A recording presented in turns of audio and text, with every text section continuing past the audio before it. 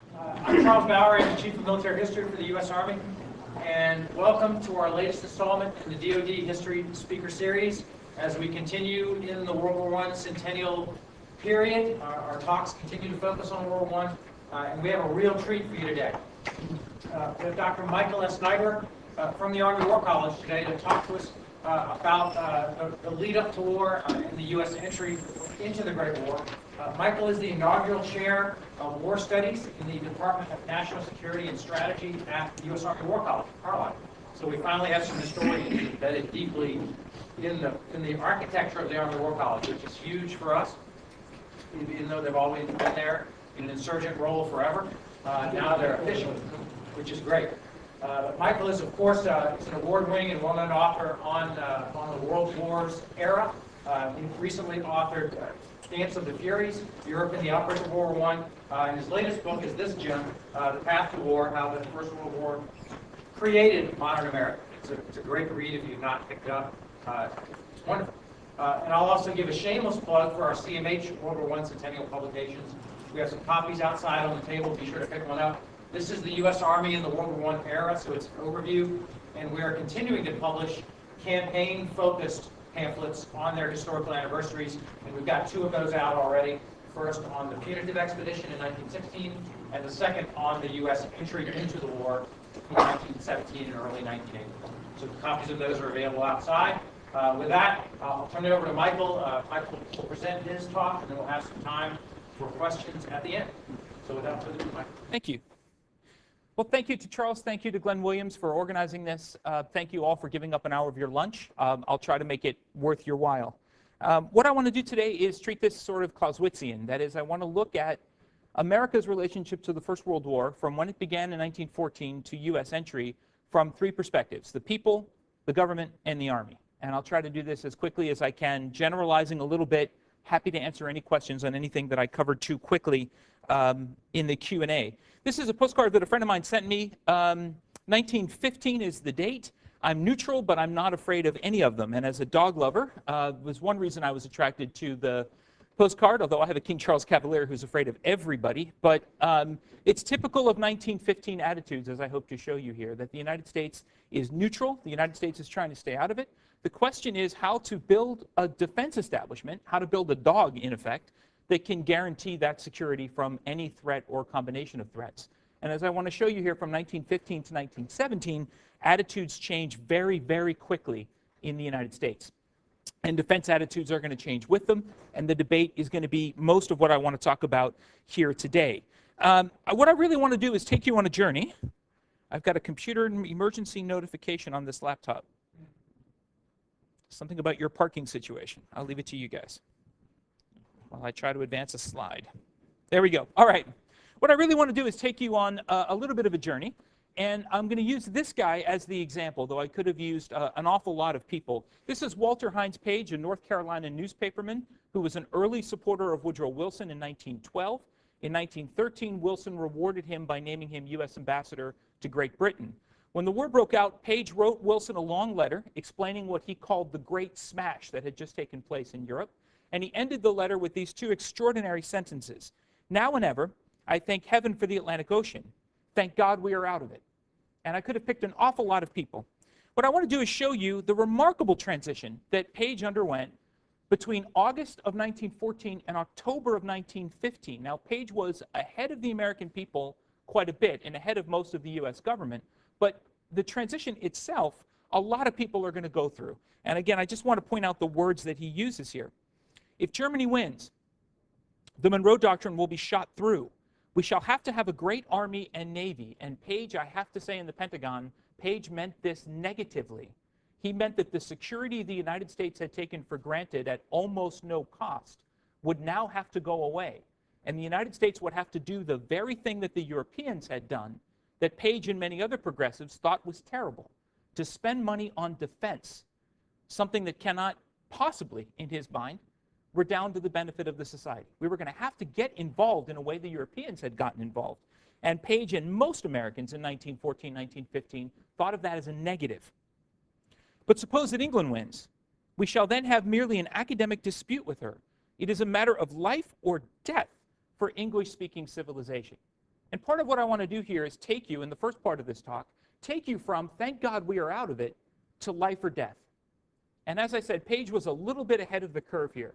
In the summer of 1916, he was so worried that Woodrow Wilson wasn't taking his letters seriously enough that he came back to Washington and tried to meet with Wilson at the White House. Wilson ducked him. Wilson wouldn't meet with him. So Page went down to New Jersey, to Wilson's summer home, Shadow Lawn on the Jersey Shore, and literally waited on the president's front porch, hoping to get a minute of the president's time. Now, as I said, he's ahead of the curve on this, but not by a lot. Not by a lot. And the first thing I want to dispel is the notion that the American people were simply isolationist and not paying attention, which you'll see in an awful lot of really bad American history textbooks. And any cursory look at American newspapers, any cursory glance at American letters, diaries, debates, anything, will tell you that this isn't true. The American people knew from the minute this war broke out that it was going to have an enormous impact on the United States. And one simple example of that, and I can explain why it happens in the Q&A if anybody is interested, in August of 1914, for fear that the Europeans would trade their securities in for cash, convert the cash to gold, and take the gold out of the United States, in August 1914, the U.S. government shut down all stock markets operating in the U.S., and they stayed closed until after Thanksgiving. So the notion that this war isn't affecting the United States is, of course, ridiculous. This is an ad in the Pittsburgh Gazette-Times advertising the fact that it had just signed with Richard Harding Davis, a reporter for the New York Sun. Actually, I guess they'd signed with the Sun to get the correspondence of Richard Harding Davis, the most famous newspaper correspondent of his day, a good friend of Theodore Roosevelt's. He had, in fact, been on San Juan Hill with Roosevelt. And this is an ad telling the readers of the Pittsburgh Gazette-Times, subscribe to us because we're going to get you Richard Harding Davis. And you can see how big his name appears. We're going to get him for you. You're going to be able to read Richard Harding Davis. Right? And it's evident. All you have to do is look at old newspapers to see how much people were talking about this, how much they were thinking about it, how much they were concerned about it. And I want to give you one more example of this.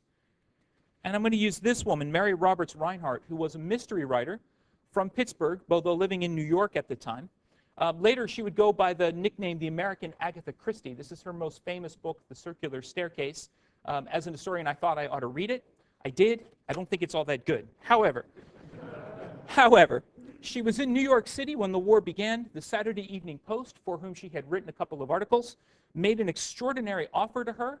They offered to pay her $1,000 per dispatch and to arrange for her to meet the Kaiser, the King of England, the President of France, and to be the first female correspondent allowed into the trenches of the Western Front. Now, supposedly the story goes that her husband stood up at this dinner and said, "I forbid my wife to go, it's too dangerous." And Mary Roberts Reinhardt replied, quote, "I do not intend to let the biggest thing of my life go by without having been a part of it. I'm going." The husband said to the Saturday Evening Post, "Take out a $10,000 life insurance policy on her. She can go." That's exactly what happens. Now, Mary Roberts Reinhardt left in November 1914. She did do the royal tour. She did go into the trenches of the Western Front on both sides. She came back to the United States in March of 1915. And what I think is important about her trip is that it typifies four views that are happening in the United States that Mary Roberts Reinhardt is both picking up on and contributing to. First, she went to Europe expecting to blame all sides, expecting to write kind of plague on all your houses kinds of dispatches. Very quickly, though, by the time she got there, she came to realize, or she came to believe, I should say, that the German army and the German system really was trying to destroy the democratic states of England and France, that the future of democracy itself was at stake. Second, she, like Richard Harding Davis and many more, told her readers, don't believe what the British media is telling you. They're tricking you. They're trying to draw us into the war. Believe what we Americans have seen with our own eyes. Believe what Davis and myself and others have seen, because what we've seen and what we can prove is bad enough. Third, she saw early on that the Americans and the French and British did not necessarily share the same goals. If the United States was to get involved in the war, she argued, it should be for American reasons only. That is, the United States should not go to war to bail out the British and French. And fourth, by the time she came back to the United States, she realized what an awful war this was and how unprepared the United States was to deal with it. Now, this is a page from her diary. Now, as I said, she came back to the United States right before the Lusitania, and she came back a tremendous celebrity. Now, the sinking of the Lusitania is an important event, not because it led the United States into World War I, but because for Reinhardt and many more Americans, it raised the question, what now do you want to do about this war going on the other side of the ocean? What should we do? Should we build that great Army and Navy that Walter Hines Page talked about at great expense? This is really where the debates begin. Right? So my daughter's high school textbook says the Lusitania is the reason the United States got into World War I. That's patently false. But the Lusitania is important because it brings up these debates into the American political and social structure. All the while, attitudes towards Germany got harsher and harsher and harsher, and not just because of the Lusitania. This is a remarkable cartoon from October 1915. This is the Kaiser wearing an Ottoman fez with a scimitar dripping with blood, and the caption reads, "Alle Mittuns," a takeoff on the German belt buckles, "Gott mit uns." And this article that accompanies the cartoon blames the Germans for the massacre of the Armenians, arguing that the Ottoman Empire would never have done what it did had Germany not been behind them, had Germany not been supporting them. And there is, as some of you may know, a host of other things going on inside the United States that heightens the fear in the U.S. There is a German agent, we now know him to have been mentally unstable, who left a bomb inside the Capitol building in the Vice President's office that exploded in the summer of 1916. That man then went to Long Island and tried to assassinate J.P. Morgan, shooting Morgan twice. I was just down a couple days ago at Jersey City, New Jersey, where the single costliest act of terrorism in American history took place prior to 9/11. The German blowing up of the railroad depot in Jersey City. You can still see the piers and the really badly worded sign that explains what happens there. There was a growth in fear in the United States, and I'm going to show you a little bit more of that fear here in just a bit, that the war was coming ever closer to the United States. And it's after the Lusitania that defenders of Germany's cause, and there were many in 1914, 1915, most of them stopped publishing, most of them stopped speaking, either because they themselves had changed their minds or because they began to realize how out of touch they were with American society more generally. Now, what to do about the Army? I'm going to talk specifically about the Army, the Navy a little bit. You'll have to forgive me for that. This is a cartoon from Life magazine in 1915. It shows the sizes of the armies, of course, a little cartoonishly. You see Russia there on the far left. The guy on the far right is the United States, the little guy with the rifle on his hand, on his shoulder, shouting out, "Me too," right? Showing the American Army and showing how much smaller it is than even Belgium's. Right? The question that began to be asked, what kind of an army should the United States have? How much should it cost, and what ought it to do? What do you want to do with this army of yours? There were many people who talked about building a porcupine army. The idea was it would be an animal that could defend itself from anything that attacked it, but not the kind of animal that was a threat to anybody else. Right? I don't know what a porcupine threatens. It must threaten something, but that's the image at any rate. Do you want to do this by National Guard? Do you want to do it by volunteers? And if you do raise those troops, what do you want to do with them? There was a serious proposal that what the United States ought to do is triple the size of America's coastal artillery force. That's what you ought to do to protect the nation's harbor. Someone shaking his head thinking that's a great idea, right? What kind of a Navy do you want to build? A whitewater Navy that can go across the ocean? That is, rebuild the Great White Fleet? Or should you build a green water Navy, something that can patrol the coast? Right? What should you do with this kind of an army? What lessons should you learn from the European experiences, if any? And the Army War College where I work, the Army Military History Institute, just a couple of years ago acquired the papers of Spencer Cosby, the American attaché in France. For years, we figured there wasn't an attaché in France because there were no papers. Turns out the papers just were in the family's collection. We now have them in Carlisle. He's sending back weekly reports on everything. How to organize a modern ambulance corps, what fuses ought to be like in artillery shells, what the French are doing at battles like Verdun, how they're fighting at the Somme. What part of that should the United States get involved with? And what ought to be the role of the United States people? You all know this famous poster, right? Enlist, right? Maybe some of you don't. Very famous. A woman, obviously this is in response to the Lusitania, sinking to the bottom of the ocean holding her baby in her arms. This is a poster from 1915, not 1917. That is, the concern about what the United States should do, what kind of a military it should build, antedates U.S. entry into the war by a good 2 years, as I'll show you here in just a little bit. The Lusitania meant the end of American isolation. It meant the end of any idea that the United States could somehow stay out of this.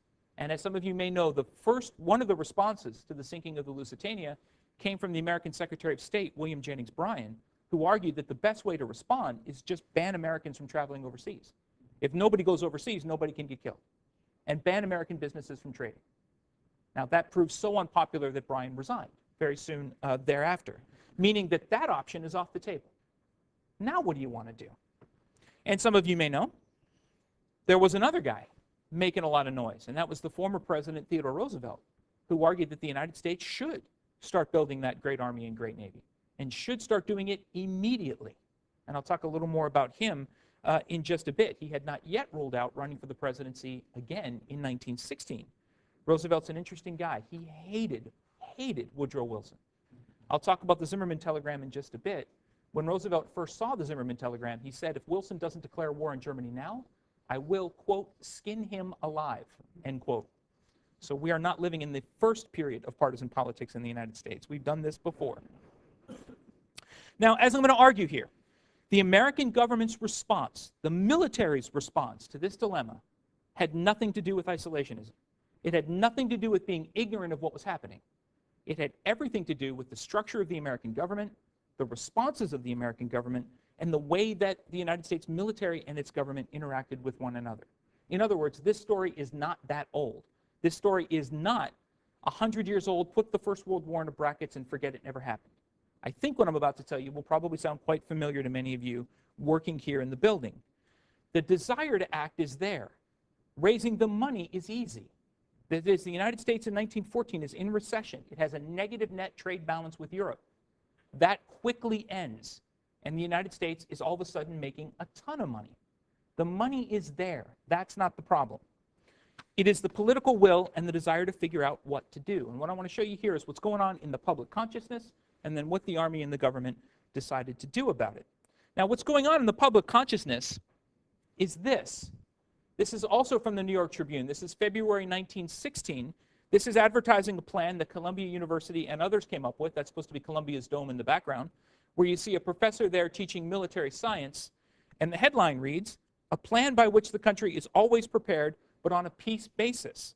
A peace army of 1 million young men in waiting." This is coming, of course, from the same spirit that produces the Army War College, where our motto is not to promote war, but to preserve peace. The idea of a deterrent force, building a military so strong that none of the European great powers will think about messing with us. And one of the supporters of this plan said that what he was trying to do by building this was to make it so that the United States did not become the next China. And what he meant by that was a wealthy society unable to defend itself that the European great powers just rip apart, that they quasi-colonialize. Don't let New York City be the next Hong Kong. That kind of an idea.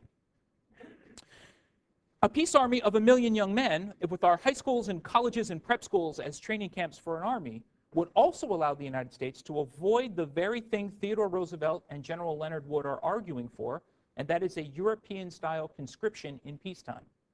And those of you that know your history well know, peacetime conscription, even wartime conscription in this country, is an extremely unpopular idea.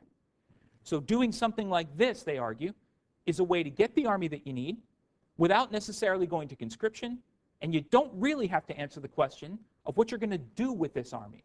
Because the mission of the army, the purpose of the army, is to have a force in being in the United States to make sure that no other country can mess with it. And this is, of course, the spirit that's going to lead to the Plattsburgh movement, where young men, largely from Ivy League schools and liberal arts colleges, volunteer to go to places like Plattsburgh, New York, and get yelled at by people like Leonard Wood and Theodore Roosevelt for part of the summer. They pay for the privilege. The idea is that this is going to be done privately. And Roosevelt and Wood are adamant. They are open. They're vocal about it. We are doing this. We are supporting this because Wilson is too cowardly to do it. Wilson doesn't have the guts to do it. And it's not just Theodore Roosevelt. This is one of my favorite examples of this. This is an ad from 1916 from AT&T, from Bell Telephone. The semicircle up there says 1775 and shows Paul Revere making his famous ride through Boston. The rest of the image, for those of you Army staff officers who are here, this is your, I guess, grandfather or great-grandfather sitting in one of his staff offices there with a field behind him. He's on the telephone. He's got a compass, I think, or a protractor or something in his hand. The sword on the desk, meaning he's ready to fight if he has to. And behind him is a map of the Bell telephone system. And the ad reads in part, In its wonderful preparedness to inform its citizens of a national need, the United States stands alone and unequaled. It can command the entire Bell telephone system, which completely covers our country with its network of wires. In other words, Bell Telephone will do what Paul Revere had once did. Private companies, private Americans, will step up and help us get ready. Powell Evans, who was one of the great railroad industrialists in this time period, created a committee for industrial preparedness, one part of which was to raise money. Wealthy people would put money into a pot, and then if workers wanted to go off and take military training, this pot would pay their salaries while they did so. And I was fascinated to read just yesterday, Walmart agreed to something similar, that if one of its employees goes off for military service, and this was the part that blew my mind, and that causes their salary to go down, that is, if they make less money in uniform than they would make at Walmart, Walmart will make up the difference. Right? This is a Powell Evans idea from a century earlier. Thomas Edison created a committee for American scientific preparedness to get American scientific and technical minds together. Charles Mayo of the Mayo Clinic created a committee of American medical preparedness. Columbia University, whose president was a pacifist, in early 1916 sent around a memo to the entire faculty. I've seen it. It said, this is the Army's G system, G1 to 6, I think, in those days. Put your name on this form saying where on this your services can help the country in the event of a national emergency. And every single member of Columbia's faculty put their name on that list. Yale's faculty, led by the history department, ran daily calisthenics on the campus square to inspire young men to get into better shape. And there's a discussion in the United States. Are our kids in enough physical shape to meet the demands of a war should one break out? Right? Sounds familiar, right? So you get ads like this one. Home gymnastics, according to the Ling system, making young America fit. Right? Get people ready to go. And that's a soldier's uniform there, of course, that they're wearing. The United States largely agreed that the country had to get ready, that it had to prepare. The question was, what exactly are we preparing for? And what kind of an army would that look like? What kind of a military would that look like? Right? The Navy's a little easier. You can defend spending money on a Navy because you can argue that it's basically there to protect and to project. The Army's a little harder. What do you want to do with it? Now, U.S. Army officers, and I'm sure that all of you have had this discussion in this building, though the system's a lot better today than it was 100 years ago, are generally pretty critical of the system the United States had used. 48 National Guards with 48 different commanders-in-chiefs, the governors, that set 48 different training standards and 48 different sets of equipment. To progressives here in Washington, D.C., at the State War and Navy building next to the White House, now the Eisenhower building, this is completely illogical and no way to fight a war. Some states didn't use their National Guard at all. When the call-ups came for the Mexican expedition, the history of which is out there, and you all should pick one up on the way out, I think it's Kentucky that filled this quota with convicts. And I think it's Georgia that just decided to disband their National Guard altogether because the governor didn't believe in the Mexican expedition. This is no way to fight a war in Europe.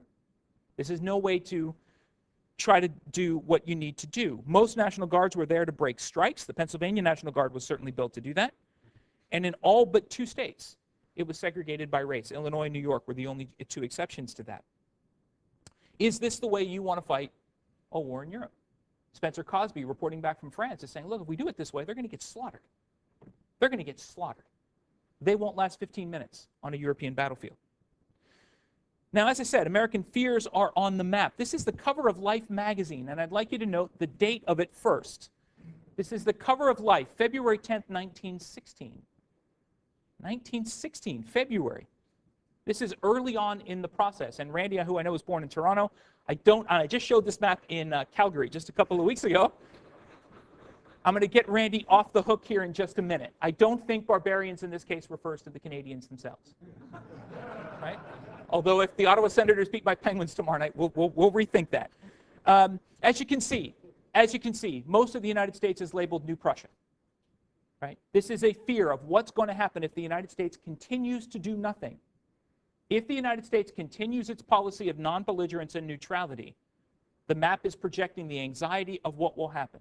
That by staying neutral and not doing anything to defend ourselves, we have made ourselves less safe, not more. So, most of America becomes New Prussia, with cities like Schlauterhouse, which is Chicago, Krupsburg, which is Pittsburgh, New Berlin, which is Washington. The West Coast becomes Japonica. Florida becomes Turconia. Baja California Austriana, and Mexico, the German-run province of Mexico, with Wilhelmsburg as its capital. And I'm going to come back to Mexico here in just a bit. Remember, 1914 is when the United States opened the Panama Canal. So issues of Caribbean security are enormous in American minds. In 1916, the United States bought the Danish Virgin Islands and turned them into the U.S. Virgin Islands. The reason they did that was to prevent Germany from threatening Denmark with invasion and taking the islands and fortifying them. 1916 is when the first serious attempt to defend Puerto Rico from outside attack. The first plan to do that is put in place. Here's the fear. Here's the barbarian fear. Here's where I'm going to get Randy and his Canadian colleagues and family off the hook. The fear is not that Canada is going to attack us. The fear is that the Europeans will do what they have done in this part of the world for centuries. If the British are pressed at a place like the Somme, if it looks like they're losing the war, one way to get out of it might be to trade colonies halfway around the world. One way to do it might be to give the Germans Halifax, Esquimalt, which is the naval base out by Vancouver, Toronto, Kingston. One way to do it might be for France to give up Martinique in the Caribbean. In other words, what this map is showing and what plenty of Americans are talking about, by being neutral, by not doing anything, we've put ourselves in a really, really dangerous position. We have put ourselves in the position of having Germans to the north of us, Mexico, which remember is going through a revolution. It's what we would today call a failed state in 1914, 15, 16. If it has German influence to the south, if the Japanese get involved to the west, then what kind of a strategic future does the United States have? In 1916, as many of you I hope know, Pancho Villa invaded New Mexico, which is listed on this map as the American reservation with Goose Step as the capital. He bragged to anybody that would come within earshot that the Germans were backing him. Remember, this is a time period when the Germans are messing around with Russia by sending Lenin by the sealed train. They're trying to create an uprising in Ireland. The British are creating an uprising in Arabia. It's not unusual for the great powers to mess around with each other's business, to look for advantage. Now, there were plenty of Americans who looked at a map like this and said, you're out of your mind. A future like this could never come to pass. Hold that thought. Again, how to fix it? How to prepare for it? Well, there were some Americans, as you probably know, who didn't wait. My colleague Jonathan Vance at the University of Western Ontario estimates by a statistical sample that he and his students have done that as many as 80,000 Americans may have crossed into Canada and joined the British Army. 15,000 Americans went to New Orleans and joined the French Army through the French consulate there. Right? Some of you know some of the famous names that are associated with this. The Lafayette Escadrille, an all-American fighter squadron fighting for the French Air Force. Right? People putting their lives on the line in their minds to prevent this from coming to pass. Now, William Jennings Bryan made a famous statement. He said, hey, we don't need to do anything. If a crisis comes, this country could raise 1 million men in arms between sunrise and sunset. And this is what one New York paper thought about that idea, right? That doing what America had traditionally done, just saying, hey, we need men, come on down and put your names on the roll, simply wasn't going to work in this war. Simply wasn't going to get it done on the battlefields of Western Europe. So what should you do? Well, the guy whose job it was to figure it out was this guy, William Lindley Garrison, a New Jersey lawyer and friend of Woodrow Wilson's until they had a big falling out over this exact issue, who became Secretary of War in 1913. By late 1915, he had come up with an idea he called the Continental Army Plan. Now, Garrison is a progressive. Having 48 commanders-in-chief plus the president, to him makes absolutely no sense. So the first thing he wanted to do was get rid of all the National Guards. One commander-in-chief, get rid of all of them.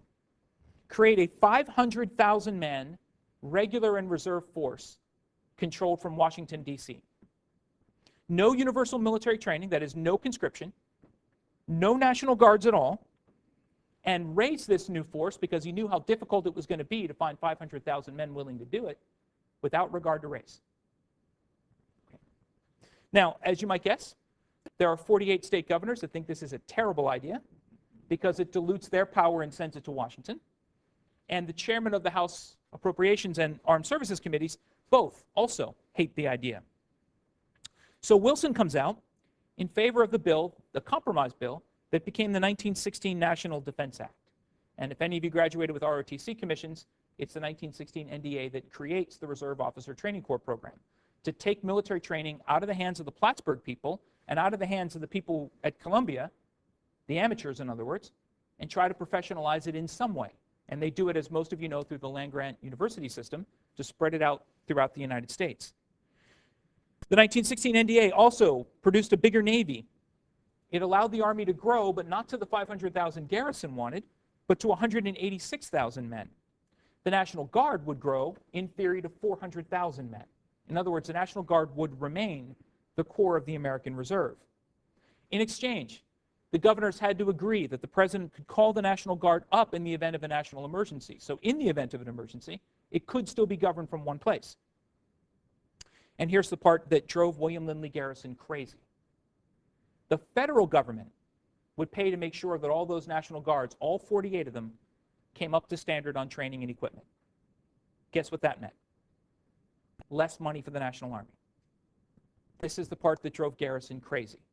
That they would be controlled by state governors, except in the state of a national emergency, but the money to pay for them would come from the U.S. government.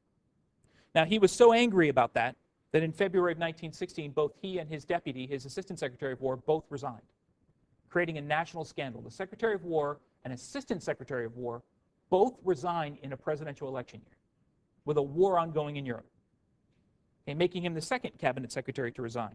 William Jennings Bryan, of course, being the first. And I like this cartoon too.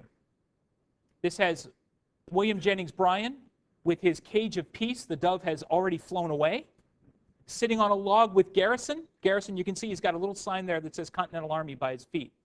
And the cartoon says outside the breastworks, and the breastworks, of course, are the U.S. government. In other words, the 1916 NDA means that Garrison didn't get the professional, progressive, modern army that he thought the United States needed. William Jennings Bryan didn't get the kinds of proposals and the kinds of policies that he thought could keep the U.S. out of war. And Theodore Roosevelt didn't get the national conscription that he thought the United States needed. In other words, it's the perfect compromise. Everybody walks away unhappy. Okay? It's a political compromise that leaves everybody unhappy. Now, not too long after this, there is a presidential election. The two sides, the two candidates, Wilson and the Republican Charles Evans Hughes, do everything they can on the campaign trail not to talk about defense or war at all, because they agree we're going to try to keep the country neutral until the point that we can't. Now, what to do about defense, what to do about redoing this bill, nobody wants to talk about that either. Having just worked out a really difficult compromise, nobody wants to go back and revisit the 1916 NDA. So it's not discussed on the campaign trail at all. Then guess what happens? In February, March 1917, the British government, the British Navy, intercepts this telegram, the original, this one with the little cross out there with invite.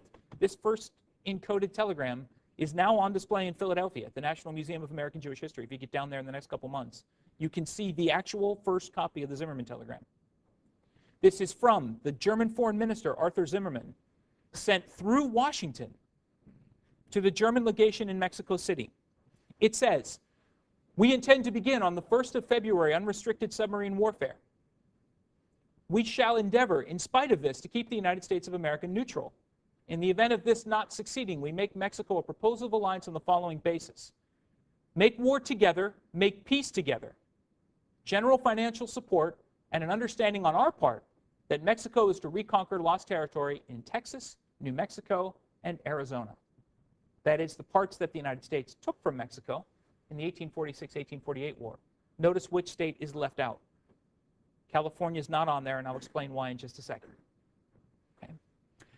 The settlement is left to you. You will inform the president, meaning the president of Mexico, of the above most secretly.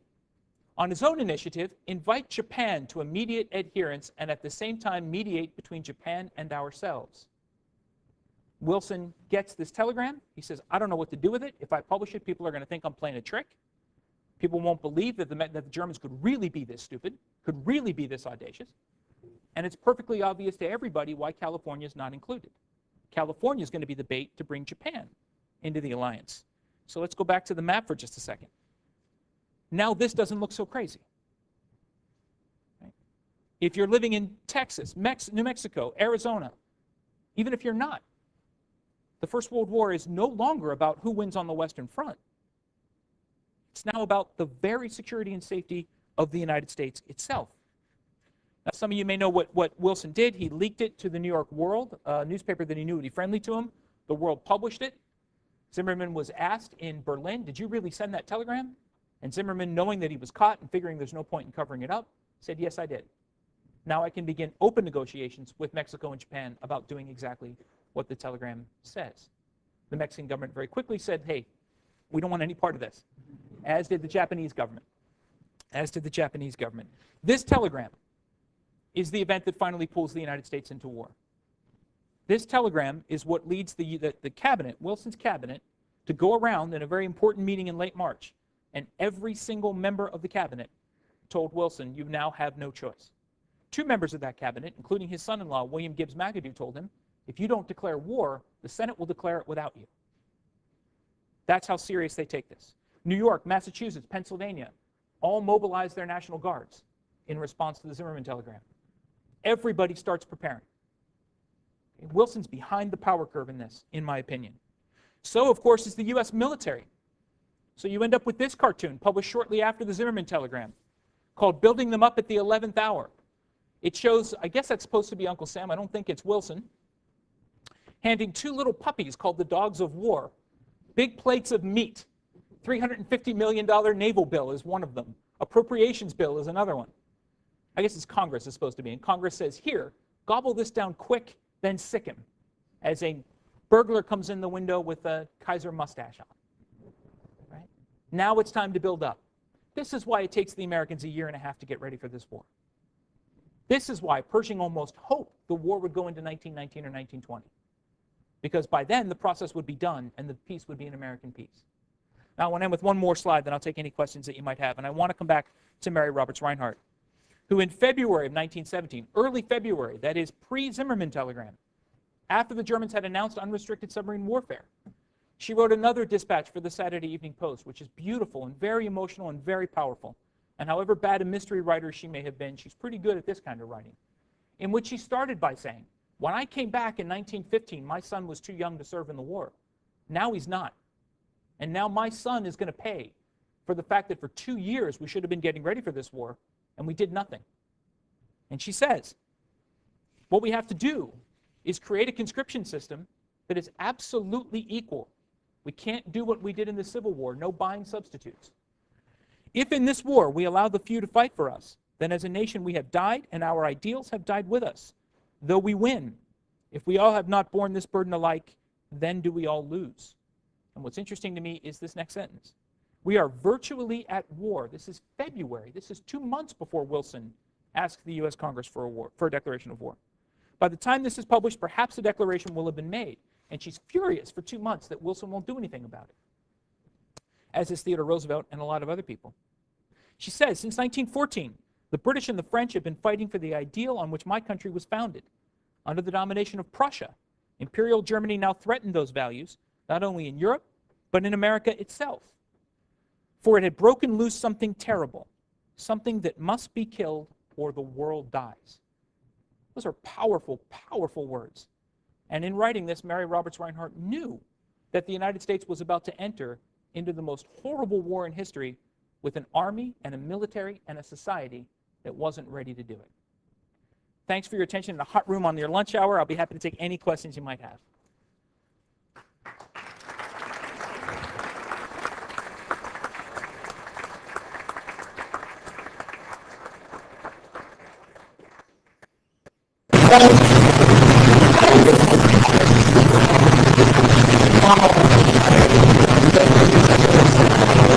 Right, the questions about business interests and their relationship to war. American business pre-World War I, it's really complicated, but it's entirely dependent on Great Britain. So about 85 to 90% of American overseas trade uses either British shipping, British credit, British insurance, or all three. And there are attempts before World War I to fix that go nowhere. So when the war began, there is a kind of split of business opinion in the United States. The definition of neutrality that Wilson finally settled on was not, will have no impact on the war, and it was not, will have an equal impact on both sides. Wilson's definition of neutrality was we should be free to trade with whomever we want. We should be able to make as much money off this war as is possible to make. And I didn't include it in this presentation, but I do have a great cartoon from the Chicago Tribune which shows the docks of New York City as magnets pulling the gold and silver of Europe over to the United States. And there are people, there are industrialists writing to Wilson saying, look, if we play our cards right, we can take out of this war, we can move the entire world economy to New York City and Washington. We can bankrupt London if that's what we want to do and shift everything over to the other side of the Atlantic. Now, it's going to take another world war to do that. And that's explicitly what the Roosevelt administration did in the Second World War, all the talk of special relationship notwithstanding. In the First World War, what they're looking to do is maximize profit. What they're looking to do is reorient the world economy so that a portion of the profit that the United States makes goes to building ships, goes to developing a credit industry, goes to developing an insurance industry, so that post-World War I, we can do this without the British. Now, the other part of this that's really important is that most American businessmen wanted the British to win the war. So while it's an economic problem that we're not making as much as we should, it is good that our pocketbooks and our hearts are going in the same direction. So I hope that answers your question. But I can talk about it more, but it's a really complicated story, as you might guess. Just a couple of parallels between what happened then, which is basically about 100 years ago, fundamentally today. That article you had on the Bell telephone system, in a way, it described what today is the internet. You know, right. I was reading the rest of the article, not the part that you put out there. So the marvelous system is a result of keen foresight, the ability to connect all of America together, 3 million square miles. One question I have is on the speed, like then and today, of how information flows and how human thoughts change. Because obviously, some of the themes in your talk are people change their minds from really against to being for. Obviously today we have similar parallels with war on terror and all kinds of other things. So what are your thoughts about some of the timing and the time and the people's attitudes and how they change? Are they about the same today as they were 100 years ago? Are they different? Those questions. Yeah, I think it's really easy to overstate how much faster information is today than it was then. So the great example I love to use on this is the so-called May 4th movement in China. So on May 4th, there's rioting in most major Chinese cities, anti-Japanese and anti-Western rioting. When the Chinese find out that the Shandong Peninsula, which had been a German area before World War I, is to go to Japan, not to Germany. They find out that decision is made in Paris on May 2nd. Within 48 hours, there's rioting up and down the Chinese coastline. So now it's not as fast as I could do it today on my phone, much faster, obviously. But the point is, the speed of communication is not the problem, right? It's happening really, really quickly. And what's happening here in this time period, and I did it for the book that Charles was kind enough to mention, when you're looking at 1914 in Europe, this is a time period where people are getting 3 newspapers a day. And the morning paper, this is June or July 1914, the morning paper saying, oh, we're going to war, hurry up, stock up on coal and bread. The afternoon paper says, oh, no, it's fine. The Kaiser is meeting with the French ambassador today. And then the evening paper saying, oh, that meeting was a disaster. We're going to war. Right? That same thing is happening. That same kind of speed of movement is happening. So I am not convinced that the speed is what's different. Right? What's different, I think, is the diffusion of information. Whereas people in 1914 are getting information from a newspaper, they're now getting it off of Twitter, which anybody can put anything they want on that thing. And I just had this morning where a family member of mine posted something on the internet that was so wildly ridiculous and stupid, right? And it's coming from, all you have to do is look at the URL to realize how ridiculous and stupid it is, right? In this time period, these are coming from newspapers, which again, can still be ridiculous and stupid, but they come with a certain level of authority that I think is different than me picking up my iPhone and doing it. That's what's different, not the speed. I wonder if you could expand a bit on attitudes towards the war, or going to war with Germany, both in the period before the United States entered the war, when you have people like Henry Ford sponsoring peace ships to Belgium and other movements of that sort. And then as we got into the war, we really had, I think, strong support on the East Coast. And in June, you had perhaps not necessarily resistance so much as just ambivalence in terms of people like, personally, the Socialist Party and IWW actually creating a lot of activity that really Yep. So what I really think by the spring of 1917, I think of this kind of like an hourglass. 1914, when the war breaks out in Europe, there's tremendous difference of opinion in the United States. By the time you get to April 1917, I think opinions have narrowed to this sphere, right? So whereas in February 1916, this is what the lunatic people that want war are saying, by 1917, this looks completely validated by the Zimmermann telegram. Now, I don't like to use the word war enthusiasm. I'm much more comfortable with sort of war determination. That is, the American people went to war not because they were thrilled about it, but because they thought that by staying neutral, they had made themselves less safe, not more. Now, what I think then happens is, then the thing starts to open up again. That is, what do you want this war to produce? Right? What kind of a world do you want at the end of it? Now, what I think happens is, when the Germans put down their weapons on Armistice Day, November 11, 1918, the American people think that their job is done. With the German army having surrendered, it can't do this. Right? So you're at this point in the hourglass. And of course, Wilson has a very different idea. He's got the 14 points. He's going to go to Europe. He's going to enforce this special kind of American peace. And then you get the disagreement that then spreads out again as people disagree. So, but I think by the spring of 17 till November 1918, that window of opposition is pretty thin. It's down to the IWW and it's down to a couple of people out in the Midwest that most of whom are okay with a war of defense. They don't like what they're hearing out of the White House about a war to end European colonialism and do this and do that and do this and do that.